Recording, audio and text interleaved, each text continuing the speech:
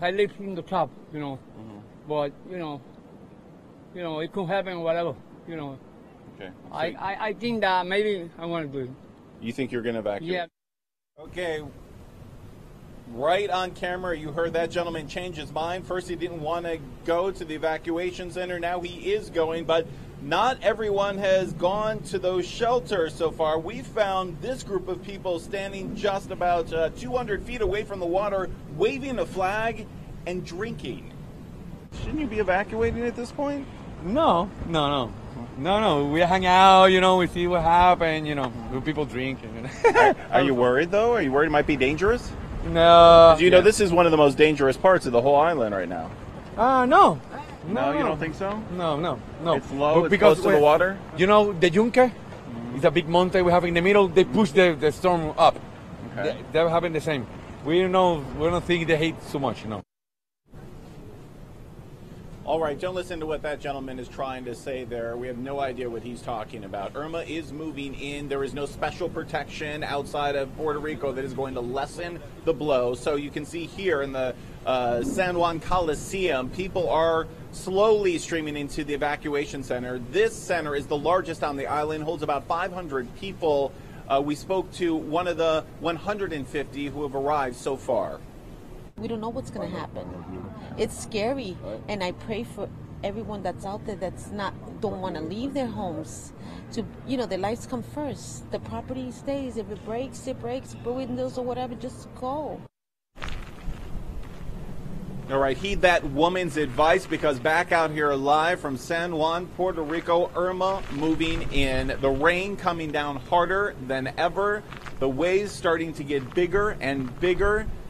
And that wind is picking up. We're about 10 floors above the shoreline right here, because this seems to be the safest spot at the moment, Laura and Calvin. But we're going to go down a little bit closer, and the next time we come live to you, you're going to see exactly how scary that water is already looking. Up here you can already see some of the white caps. That I can tell you, when you are standing down there and you see those waves coming in 5 to 10 feet high, it is much more scary and certainly much more dangerous. Again, there are people that receive us, of course, here in Puerto Rico. If you are still home in one of those low-lying areas, you need to head to that evacuation shelter. The director of that shelter, or any of the 456 shelters, they've been telling us all day long that they want people there as soon as possible, because this storm is only going to get more and more intense by the moment. And Ross, as we see you there feeling the effects already, and we can keep looking at this image of Irma. I mean, at this point, it made its first landfall in Barbuda, and Max Mayfield was telling us, St. Martin, Anguilla, he would be surprised if it wasn't just total devastation. I mean, there may be no communication whatsoever. It would be nice to think, maybe some folks there in Puerto Rico have communicated with friends in some of the other islands, and they know what's coming and how seriously to take this, but it doesn't seem there is any communication coming out of those first hit areas. You're absolutely right, Lori. You can't really look at the devastation that's happened to the west of us and not think the same thing is going to happen here. Puerto Rico has never gotten a Cat 5. They know the devastation that these hurricanes can cause, and we've never seen anything like this. Max Mayfield said it best last night when he said it really doesn't matter if it's a Cat 4 or a Cat 5, whether it's a freight train or a truck that is coming, you're in danger either way. So everyone within the sound of our voices needs to get to those shelters as soon as possible. And for those who are in homes that have hurricane glass and decide to shelter in place, be as safe as you possibly can. And Ross, you told us yesterday that FEMA is going to have a presence there on the island. Are you seeing some of the officials who are there? I'm reading at least 500 officials from FEMA are going to be there. They will certainly have their work cut out for them once Irma gets out of there, right? Yeah, FEMA has 400 people here on the island. They've already moved in rescue team, medical specialists, generators, food and water into this area. We've been in communication with them for quite some time. The president now has signed that emergency declaration for Puerto Rico, so that's given FEMA even more authority and even more resources. But remember what their role is. Their role is to assist after a natural disaster. So at this point, what they are doing is staging and staying in place and waiting for this storm to pass. FEMA actually does not get involved in getting people to shelters.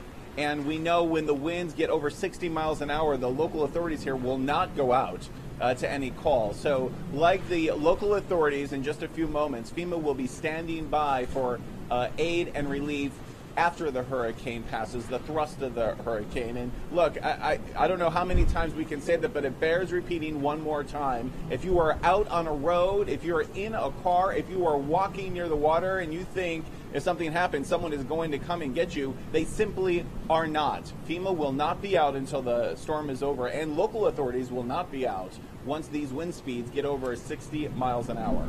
And Ross, you are right there in San Juan in the northeast part of Puerto Rico. We are seeing on the radar on the other half of the screen as the eye wall is nearing you. It is just going to deteriorate so quickly. Let's bring in Betty and Max right now.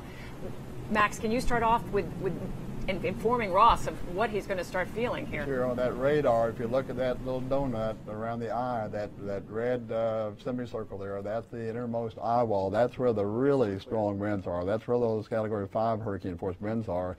And that's staying just, I mean, so far, just a little bit to the north of the Virgin Islands, like now.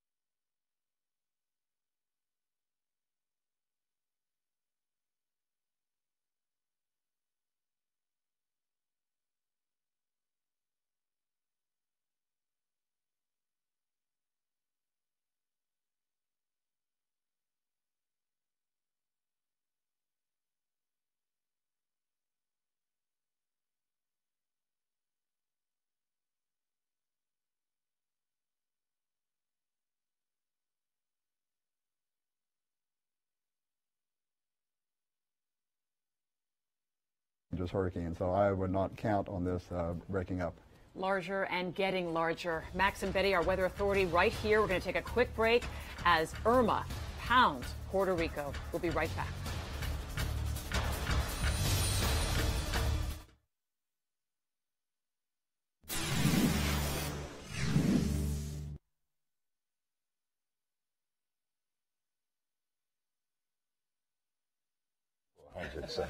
I'm just putting that. Sure. Hey, we have more information than he does.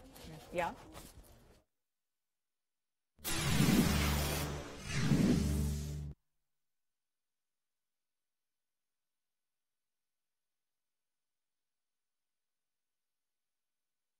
No, he said, Calvin.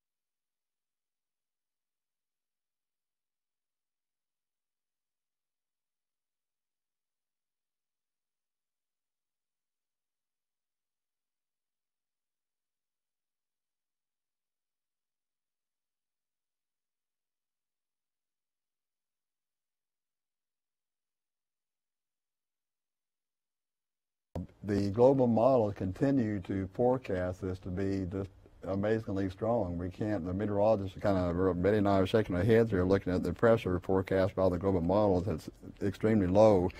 If that's true, it is indeed going to, maintain this intensity unless it interacts with land. I do want to just show you one thing here on the, if we look at the close-up here, when you have an oblique angle like this, coming into Florida like this, if that changes direction just a little bit to the right there, or just a little bit to the left, that can make a big difference on where the core is, but neither one of those scenarios would be good for us. It's still going to be too close for us. Well, we're going to have a lot more model comparisons coming up at the top of the hour. Local 10 News at 4 is just ahead.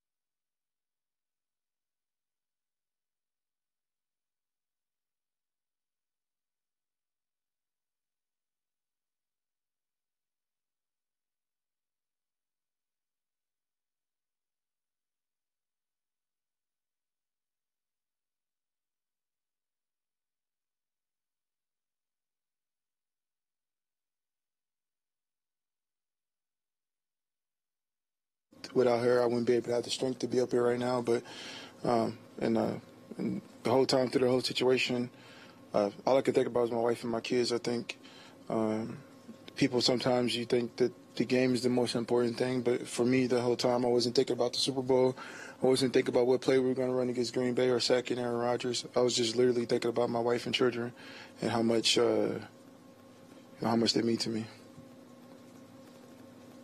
Have you heard anything from the Las Vegas Police Department or anything since you issued your statement today? No, I'm just letting my legal team and my reps take care of it. I'm trying to just come in, try to focus on the game, try to focus at the task at hand, and let everything take care of itself. But like I said, this is a tragic situation for me. I hate to be up here at this moment. Like I said, there's a lot of people who experience what I experienced at that point, at that moment, and they're not here to live to tell their story. I think about Trayvon Martin. I think about Shirley Lyles. I think about Phil Castile, Tamir Rice. So many different people that had the experience that I had, and they're not here to tell the story. So, so that's what it is. Wait, Peter, have you review what happened? But in the minute or so before the episode began, who were you with? What was happening on the sidewalk?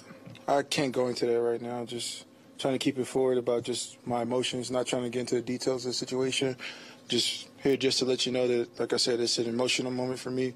I know a lot of people are like, oh, did he want this on himself? I didn't ask for this moment. It just happened to be me. And I'm just lucky to be here to be able to speak about it. At any moment I could have made the wrong decision and whether move, it felt like I was resistant or doing something wrong, and you guys would be wearing, the Seahawks would be wearing the patch with number 72 on it. So I'm just lucky to be here right now and to be able to continuously fight for people, fight for the equality of all people, regardless of their color, regardless of their gender, regardless of all that. I'm just going to continuously do what I've been doing. It's a hard journey. Sometimes you feel like you're alone, but there's a lot of people who support me, and I just want to keep doing what I do. It's not difficult to concentrate on football. I think at this point it's like the reality of what I live in every day. I think a lot of people, as a black man, you fear sometimes what could happen to you, the possibilities if you're in the wrong situation at the wrong time, and you hope and you wish that Martin Luther King said, or the people before me, we hope that you be judged on the content of your character, not the color of your skin, but sometimes you get judged on that, and that's the reality that I live in. It's this when people ask why I sit down, and this is why. This is the things that I go through, what people go through that look like me, or people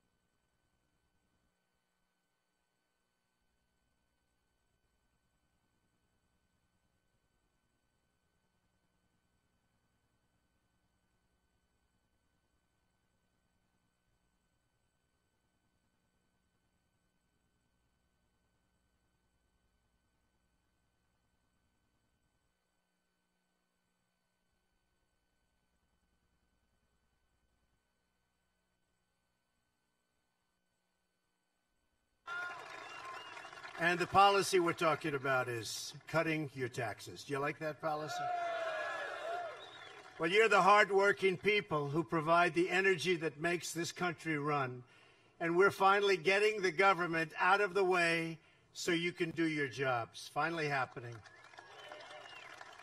Prior to leaving the White House, I had a great bipartisan meeting with Democrat and Republican leaders in Congress, and I'm committed to working with both parties to deliver for our wonderful, wonderful citizens. It's about time. We had a great meeting with Chuck Schumer, Nancy Pelosi, and the whole Republican leadership group. And I'll tell you what, we walked out of there, Mitch and Paul and everybody, Kevin, and we walked out and everybody was happy. Not too happy, because you can never be too happy, but they were happy enough. And it was nice to see that happen for a change, because that hasn't happened for a long time in this country, for a very long time. I want to take a moment to send our thoughts and prayers to the people of Texas and Louisiana who have truly suffered through a catastrophic hurricane. One of the worst hurricanes in our country's history. And guess what? We have another one coming. You see that. But our hearts are heavy with sadness for those who have lost everything. They've also filled us with hope, because you watched and you witnessed the unyielding strength and resilience of the American spirit. You looked at that in Texas. You looked at Louisiana. You saw the spirit. You saw the spirit of so many other people coming from all over. It was a great thing. I was there twice, and I will tell you, the people were absolutely incredible, what they've gone through. You would not believe this could have happened. And I know you have a little bit of a drought. They had the opposite, believe me. You're better off. You are better off. They had the absolute opposite. The compassion of our citizens and the courage of our first responders makes us all very proud to be an American.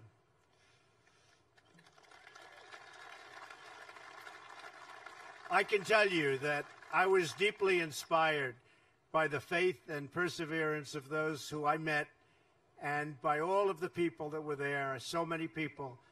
And unfortunately, now we're getting ready to respond to Hurricane Irma.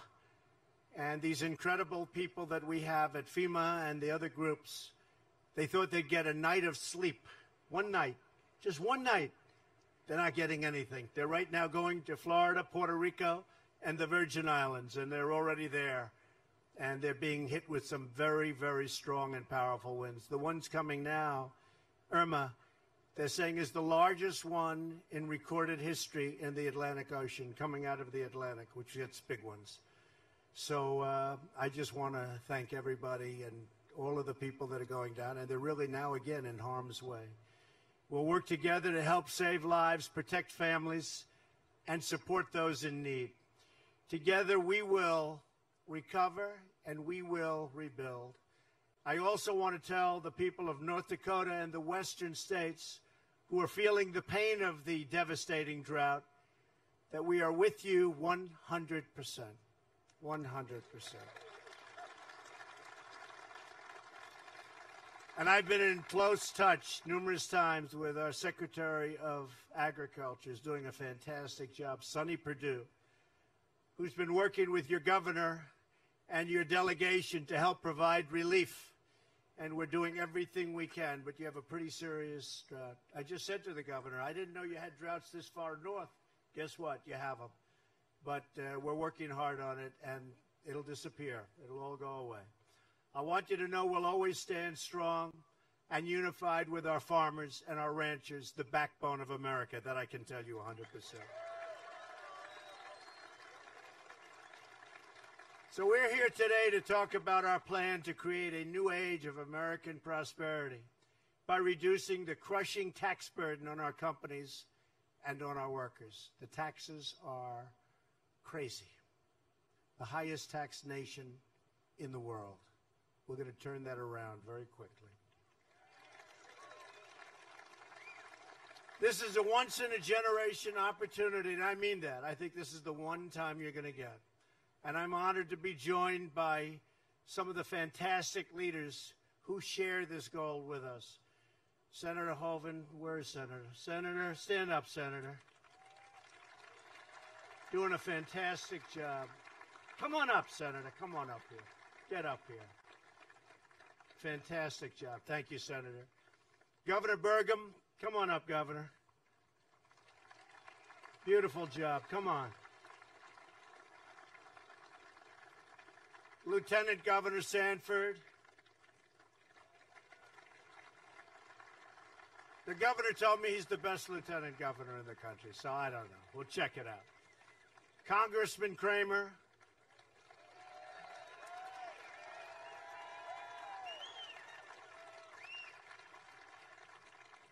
Senator Heitkamp. Senator, come on up.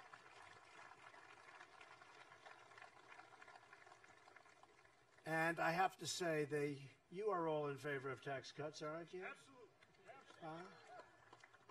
Come on up, Senator. These are great people. They work hard. They're for you 100%. And we just want their support because we need support. You see that with what's happening in Congress. Nobody can get anything through Congress. We need support. So thank you, Senator Heitkamp. Everyone's saying, what's she doing up here? But I'll tell you what, good woman, and I think we'll have your support. I hope we'll have your support. And thank you very much, Senator. Thank you for coming up. Senators, thank you. Thank you.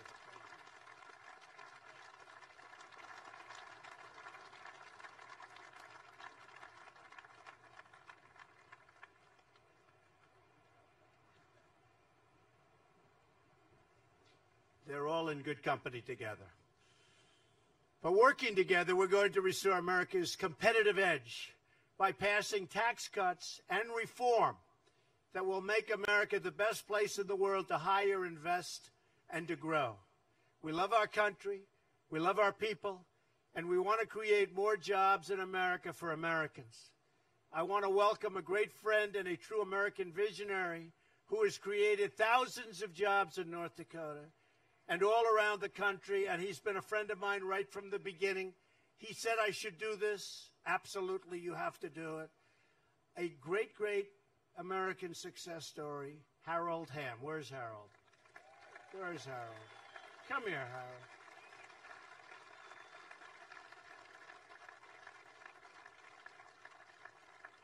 Thousands and thousands of jobs. You know, Barry Switzer was up in my office, and I never heard this, and you probably have heard this, but Harold was a little bit late, and Barry was talking to me. Barry's a great guy, great football coach. I think he won a Super Bowl and a college #1, right? And we were talking about Harold, who's a great friend of his. He said, you know that guy, Mr. Trump? That was before I was president. He said, that guy, these companies spend billions of dollars, and they're looking for oil. They don't find anything. Harold Hamm, he puts a straw in the ground, and oil flies out. That's why he's rich, I guess. Anyway, Harold, thank you very much. You want to say something? Go ahead. You find oil in North Dakota, in the Bakken. Yeah. Thank you, Harold. North Dakota is an inspiring example of the amazing things that are possible when we unleash the genius of American innovators, unite the red tape, and I'll tell you, and we have to unite everything, and all that red tape becomes beautiful when you get rid of it. And we're getting rid of, are we getting rid of a lot of red tape, by the way? And we unlock the extraordinary potential of our great American workers. North Dakota chose to embrace American industry and the American worker, even when many in Washington wanted to tax and regulate your industries totally out of existence. And you knew that. You've seen what's happened over the last number of 8 months. You've seen what's happened. Big difference. Today, families have new jobs and new hope because of the vast energy wealth that you brought to life right here. You understand the vital truth. Washington has no right to shut down energy production because America's energy wealth doesn't belong to the government. It belongs to the people.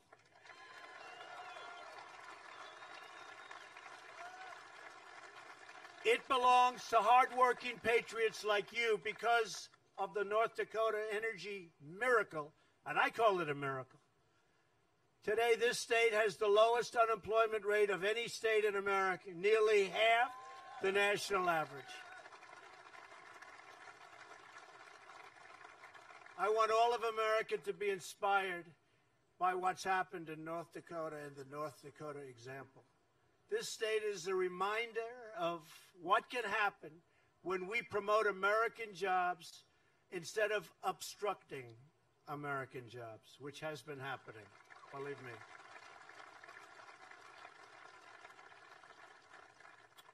And by the way, Ivanka Trump, everybody loves Ivanka.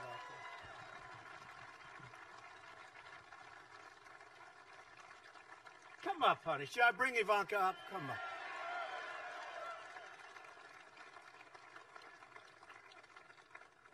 Sometimes they'll say, you know, he can't be that bad a guy. Look at Ivanka. Now, come on up, honey. She's so good. She wanted to make the trip. She said, Dad, can I go with you? She actually said, Daddy, can I go with you? I like that, right? Daddy, can I go with you? I said, yes, you can. Where are you going? North Dakota. I said, oh, I like North Dakota. Hi, honey. Say something, baby. Hi, North Dakota. We love this state, so it's always a pleasure to be back here. You treated us very, very well in November and have continued to, so we like showing the love back. Thank you. Thank you, honey. Thanks, baby. Come.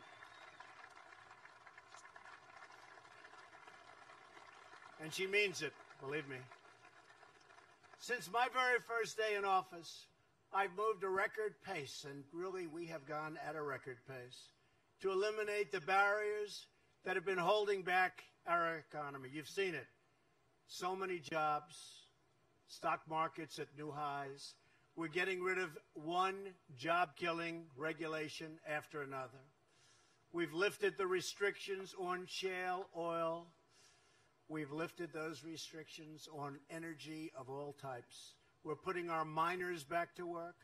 We've canceled restrictions on oil and natural gas. We've ended the EPA intrusion into your jobs and into your lives. And we're refocusing the EPA on its core mission, clean air and clean water. That's what I want, clean air.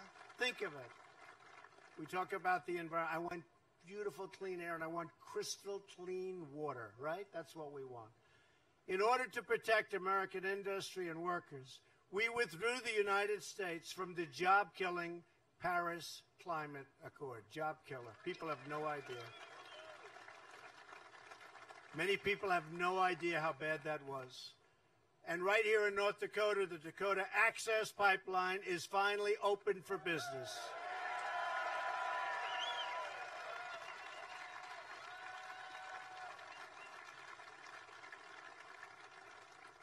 Now, what other politician, if elected president, would have done that one? They would have stayed so far away.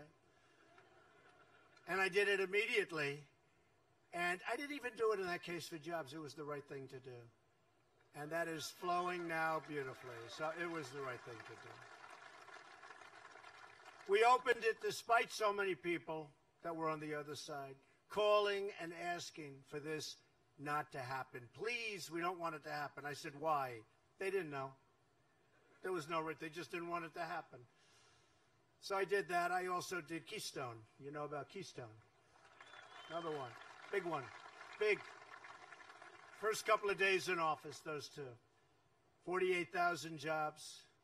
Tremendous, tremendous thing. I think environmentally better. I really believe that. Environmentally better.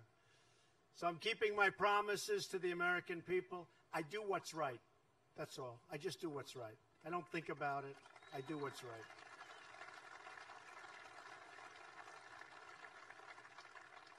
We're seeing the results all across the country. Already unemployment is near a 16-year low. African-American unemployment is at its lowest point since almost the turn of the millennium. Wages are rising. Optimism among manufacturers is at an all-time high. That's something I'm very proud of. And they're moving back. How do you? The companies are moving back. The car companies are coming back. They're going back into Ohio and Michigan and Pennsylvania and lots of places. Kentucky, car companies, they're moving back. And they got to move back. Because why should we be allowing other countries to make it, sell the cars, no cost, just put them right through our borders, cause us unemployment? It's not happening that way, believe me, and it's going to be more and more so because, you know, like you have to cut through red tape to do things. Hard to believe. I have to cut through red tape to do things, too. They have it set, I'll tell you. America is back, and it's back right on track where it should be, and it's happening day after day after day. And we have certain areas where you have to give notice of 90 days before you can touch an act or before you can touch an executive order. Then you have to wait another 30 days and then another 90 days. Well, believe me, all of those days are coming up. And tremendous numbers of regulations have been cut. But soon you're going to see even more. And we're going to have regulation because regulation is not bad, but you don't need 25 times what you're supposed to have. So we're going to have sensible regulation. But our country and our economy cannot take off like they should unless we reform America's outdated, complex, and extremely burdensome. I mean, this is so complicated and so burdensome, our tax code. Our painful tax system has become a massive barrier to America's economic comeback. It really is. We're penalized. It costs us millions of American jobs, trillions of dollars, and billions of hours wasted on paperwork and on compliance. Our tax code is a giant self-inflicted economic wound. In the last 10 years, our economy has grown at an average of only around 2%, and some would say less than that. When I talk to the leaders of other countries, I speak to them all the time, they're unhappy about 7 or 8 points of growth, GDP. I spoke to a leader of a major country recently. Big country. They say our country is very big. It's hard to grow. Well, believe me, this country is very big. How are you doing? I said, because I have very good relationships, believe it or not, with the leaders of these countries. I said, how are you doing? He said, not good at all. Our GDP is 7%. I say 7%. Then I speak to another one. How are you doing? Not good. Not good. Our GDP is only 9%. Our GDP, if you look at our number when we first got in, we were hitting 1% numbers, and nobody even talks about it. Well, last quarter, we hit 3% GDP.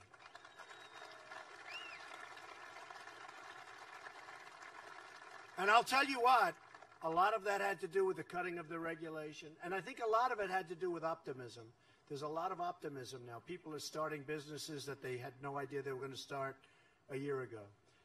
If we sustained 3% growth instead of 2%, only 1 point, and I think we have a long way to grow. I know we have a long way to grow. That means 12, think of it, 1 point, 12 million new jobs and $10 trillion of new economic activity over the next decade. Think of it. $10 trillion. And if we ever went to 4%, think of that, or 5%, or 6%, let's see what happens. They were all sort of smiling when I said 3%. I must say we hit the number faster than I thought. But we hit 3% last quarter. If we want to renew our prosperity, restore our opportunity, and reestablish our economic dominance, which is what we should be doing, then we need tax reform that is pro-growth, pro-jobs, pro-worker, pro-family, and yes, pro-American.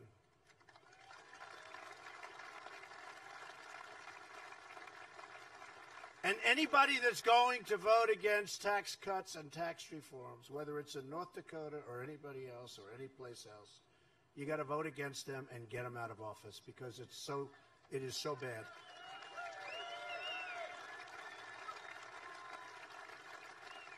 This is not a close one.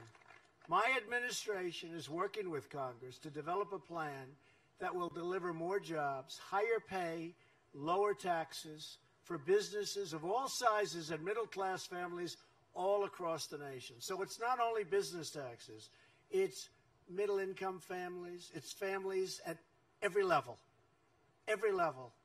tax cuts. Our tax plan represents a sharp reversal from the failed policy of the past. America's high tax rates punish companies for doing business in America and encourages them to move to other countries. That's why you see in so many states, including here for a period of time, now people are starting to stay and companies are staying. They'd leave for Mexico and for other places, just routinely. Well, we've stopped it and we are stopping it. We're not going to let it happen. There has to be a price to pay when that happens, when they let our people go and that happens, and they think they can sell the product right back into the USA. There's going to be a big price to pay, and there has been, and that's why you're seeing a big change. These Washington policies have pushed industries and companies offshore, who then import their goods back into America and lay off their workers in the process. We end up with nothing. Not going to happen. My administration strongly rejects this offshoring model, and we've embraced a new model. It's called the American model. Very simple, the American model. Under the American model, we're reducing the burdens of our businesses as long as they do business in our country.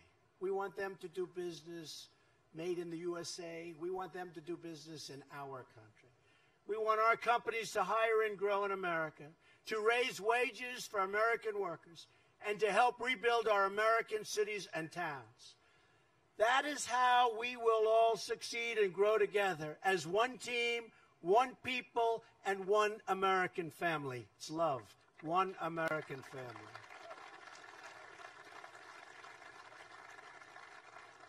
We're going to get into great detail over the next 2 weeks, but we're working on it with Congress now and coming up with very exacting numbers. But here are my 4 basic principles for tax reform. First, we need a tax code that is simple, fair, and easy to understand, unlike what we have.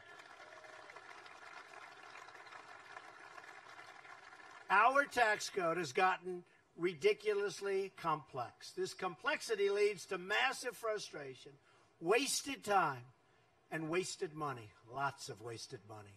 Today, the average taxpayer has to wade through 241 pages of instructions to file a basic tax form. Does anyone know that? 241 pages. A staggering 94% of the families need professional help to do their taxes. They have to get it, which is why the tax preparation industry generated $10 billion in revenues last year. That's one business I want to drive down. Sorry. H&R Block will not be supporting Donald Trump, I can tell you. Taxpayers spend 6 billion hours each year complying with the tax code. That's why we are proposing dramatic tax simplification. Under our plan, 95% of Americans will be able to fill their tax and file their tax returns on a single page without having to keep receipts, fill out schedules, or track endless paperwork. We're giving hardworking Americans their time back, and we're giving them their money back.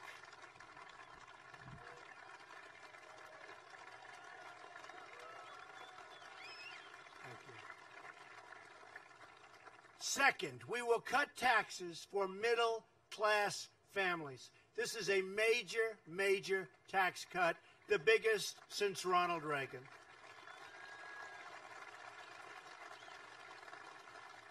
The pipe fitters and plumbers and nurses and police officers, all the people like you who pour their hearts into every penny earned in both the offices and oil fields of America. You're the ones who carry this nation on your back, and it's time for you to get the relief that you deserve. It's enough. It's enough. That's why our tax plan will reduce taxes for our middle class and allow them to keep more of their own money, keep that hard-earned money where you can spend it the way you want to spend it, or guess what? You can also save it. Nothing wrong with that. But it's your money, not the government's money. So we will provide tax relief to middle-income families through a combination of benefits, such as raising their standard deduction, increasing the child tax credit, and lowering tax rates substantially. Third, we need a tax code that restores our competitive edge so we can create more jobs and higher wages for American workers. Our plan will provide tax relief to businesses of all sizes, and we will cut the business tax rate as much as possible. Ideally, we would like to bring our business tax rate down to around 15%. That's a tremendous drop.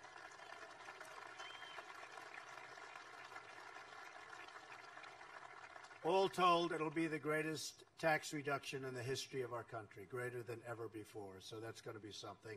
You'll see a rocket ship. You will see something happen like you've never seen. But we'll also dramatically reduce the tax rate for America's small businesses, which have created more than 60% of the new private sector jobs in the recent past.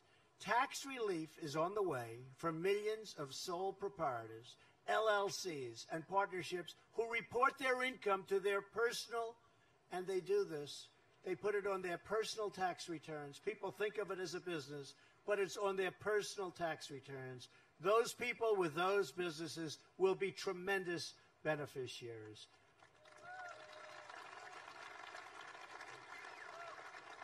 Sounds like many of you have those businesses. Tax reform will also benefit mid-sized businesses like North Dakota Guarantee and Title Company in Mandan. You know that company, anybody? President Nick Hacker. Where's Nick Hacker? Hello, Nick.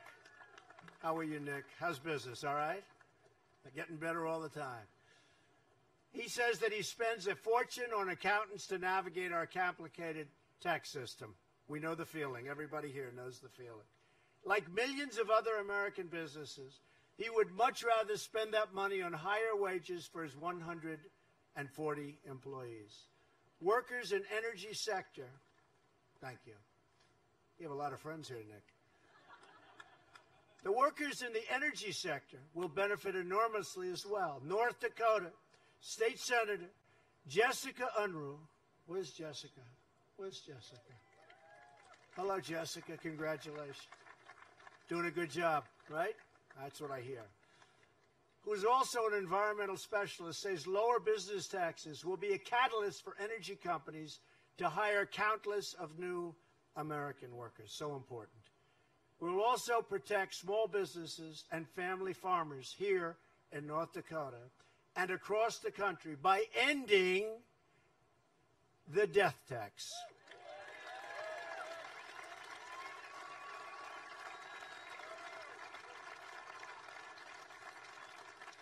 Tremendous burden for the family farmer. Tremendous burden. Thank you. Appreciate it. But a tremendous burden for small businesses and businesses that aren't necessarily liquid, but they're great businesses where you're forced to sell and terrible things happen. Here with us today is Julie Ellingson, a fourth-generation cattle rancher and a mother of 5 from Bismarck. Where is Julie? Hello, Julie.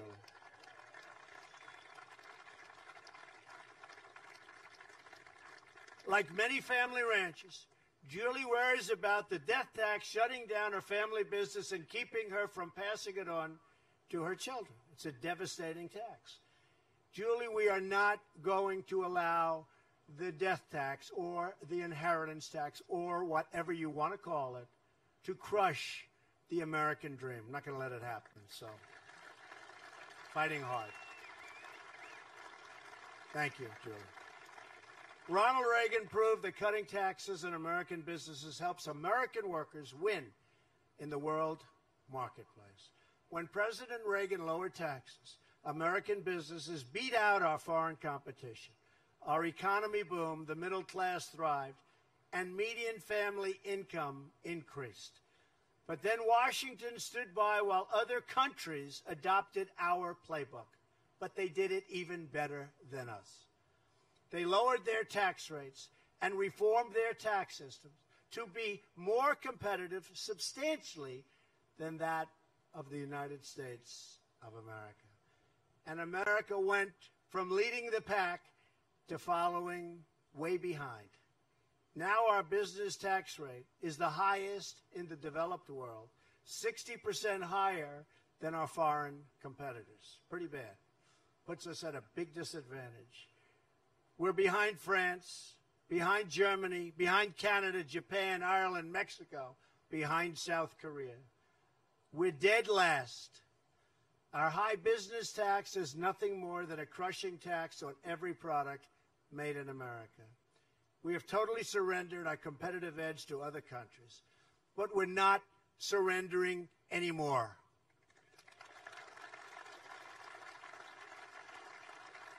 We're going to reduce the tax rate on American business so they can keep our jobs in America, create jobs in America, and compete for workers right here in America, meaning higher wages for workers and greater profits for companies.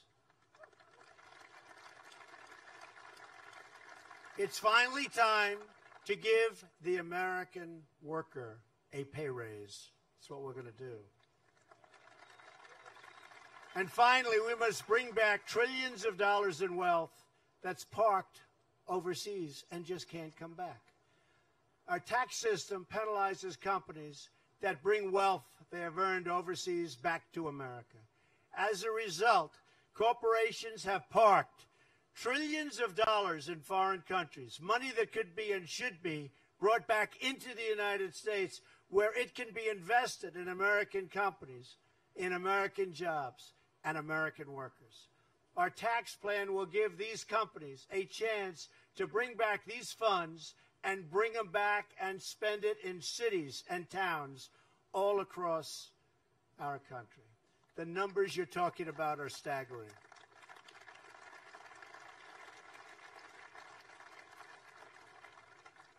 The numbers we're talking about are probably between $3.5 and $5 trillion that cannot come back into our.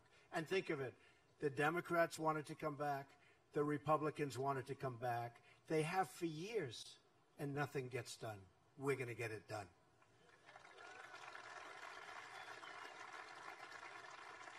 We're going to be switching from a worldwide tax system that encourages companies to keep their funds offshore to a territorial system that encourages companies to bring their profits back home to America where that money belongs. It is our time to invest in our country.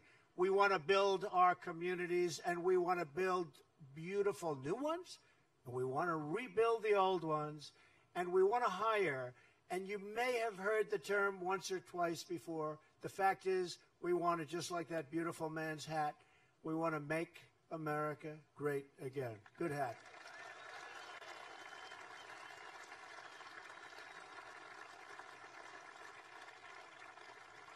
This is a once-in-a-generation opportunity to reform taxes, rebuild our economy, and restore America's competitive edge.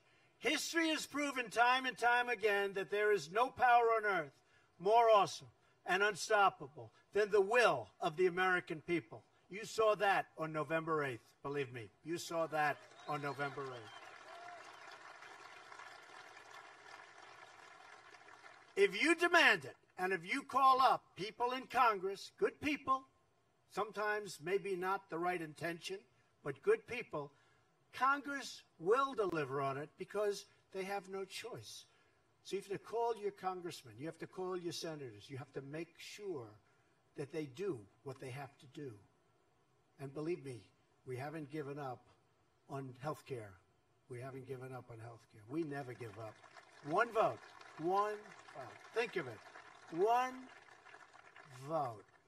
Terrible, terrible situation took place that night. We can't let that happen again. We cannot let that happen again. But we'll get it done one way or the other. But only if you demand it. Only if you, the American people, tell Congress to stop putting party first and start putting America first. Only then will it happen.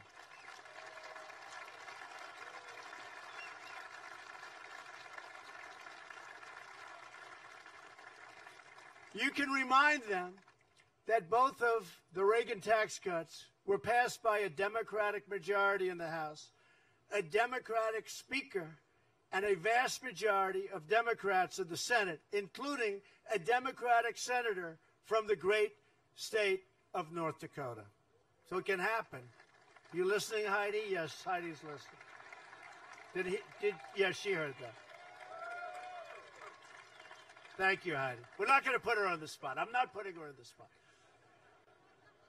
If Democrats don't want to bring back your jobs, cut your taxes, raise your pay, and help America win, voters should deliver a clear message. Do your job to deliver for America, or find a new job. Do something else. Just do something else. I'm asking all Americans, Republican, Democrat, and Independent, to join with me, with each other, to demand tax cuts and tax reform that will put America first. We're going to put America first. It's time. We no longer have to accept a tax code that lets special interests win at the expense of the middle class. We no longer have to accept a rigged system. You know all about rigged systems? We talked about that plenty times in the campaign. You think anything's so different? But we're going to make it different. We're going to get that straightened out, too. That rewards companies for shipping jobs overseas and punishes them for investing in America. They actually get punished under the tax code for investing in our country. It's going to all change.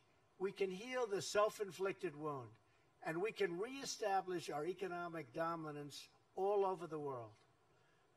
We can give our workers the level playing field they deserve, and they will win, because if the fight is fair, no one on earth can beat the American worker or the American company. Nobody. Nobody.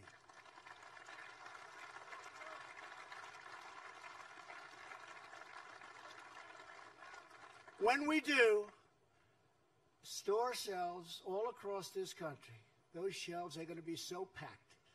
All around the world will be lined once again with products proudly bearing the words, "Made in the USA." So, do you remember when we're growing up, it was either made in America or made in the USA? What do you like better? Ready? Made in America, made in the USA. What do you like? You like made in the USA? Seems to be. We should pick one or the other, probably. But we want to have one or the other. I think made in the USA, right? Made in the USA. There was such pride in that label, such incredible pride.